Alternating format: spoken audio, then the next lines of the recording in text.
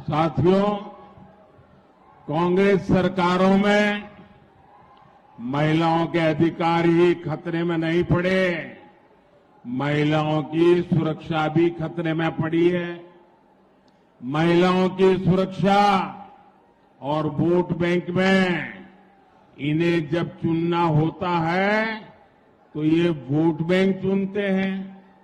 BJP के लिए महिलाओं की सुरक्षा, महिलाओं का सम्मान ये सर्वोपरि है।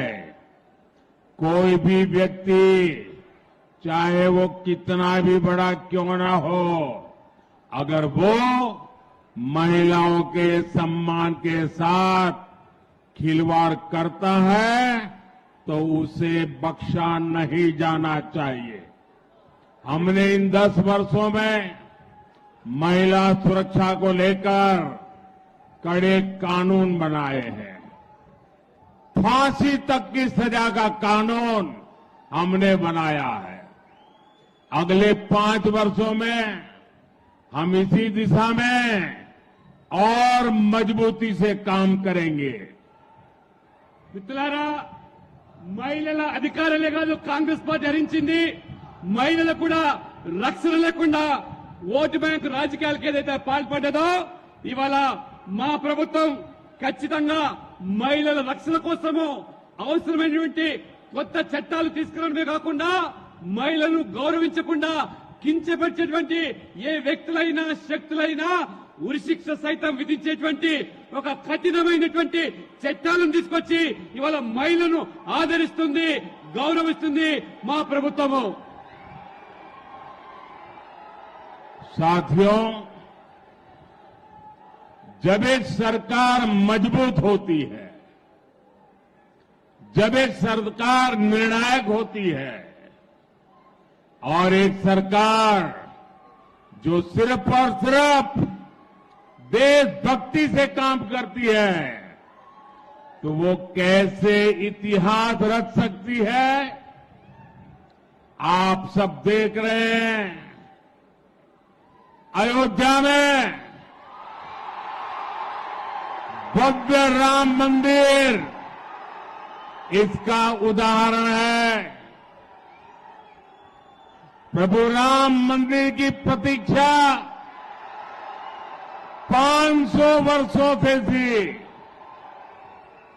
जो मंदिर आजादी के तुरंत बाद बनाया जाना चाहिए था, वो सपना आज दिल्ली में मजबूत सरकार होने के कारण आंखों के सामने पूरा हो गया।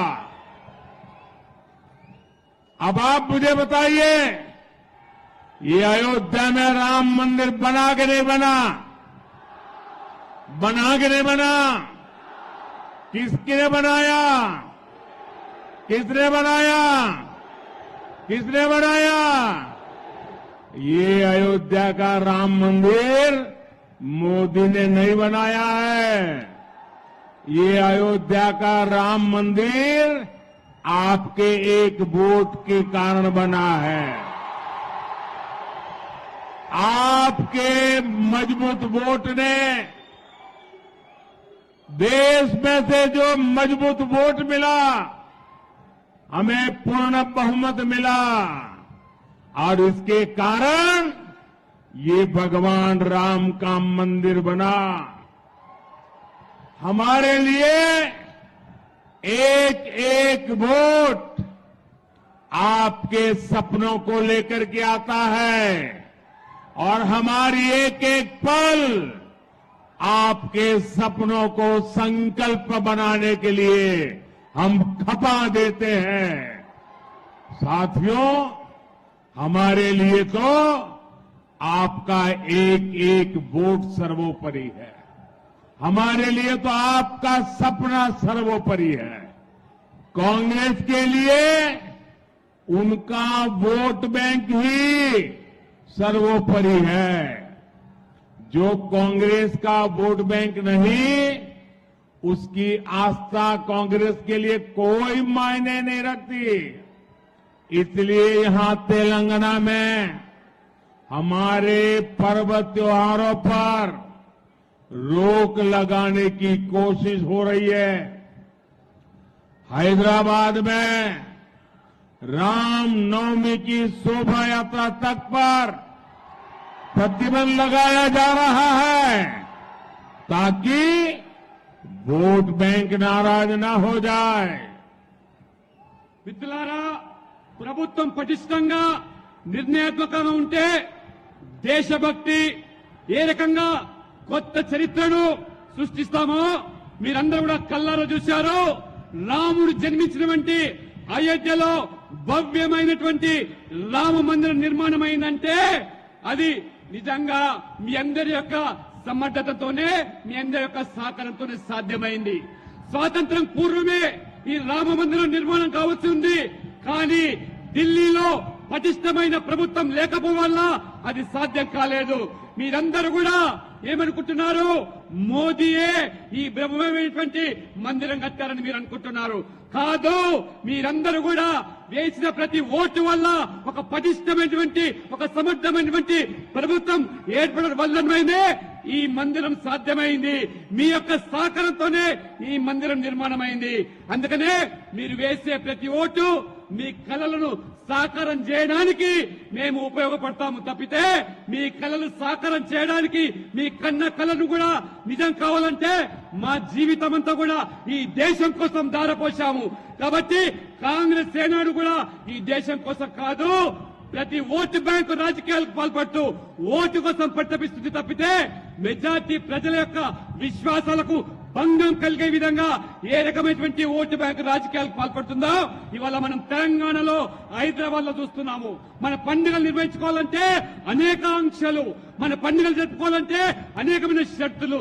చివరికి హైదరాబాద్ లో భవ్యమైనటువంటి శ్రీరామ నవమి శోభయాత్ర జరపాలంటే కూడా ఈ ప్రభుత్వము ఎన్ని ఆంక్షలు విధించిందో, ఎన్ని రకాల వేధింపులకు చేసిందో కేవలము ఒక వర్గం వారి ఓట్ల కోసమనే విషయాన్ని మీరు తెలుసుకోవాల్సిందిగా నేను కోరుతా ఉన్నాను.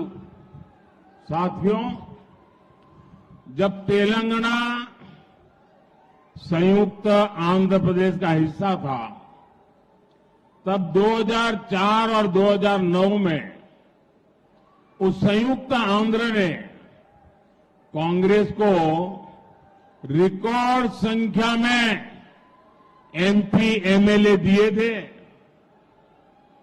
कांग्रेस ने यहां एससी, एसटी, बीसी की चिंता करने की जगह उनके आरक्षण पर डाका डालना शुरू कर दिया।